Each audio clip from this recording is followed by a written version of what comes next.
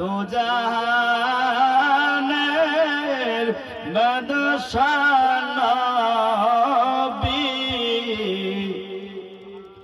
আওয়ালে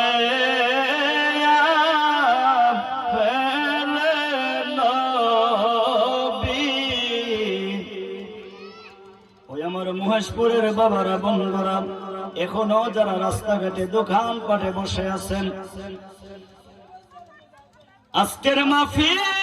আমরার কার জন্য জেনে গো জীবনের শেষ মাহফিল হয়ে যায়। আজকে মরহুম মকফুর আব্দুর রাজ্জাক ফকির রহমাতুল্লাহ আলাইহি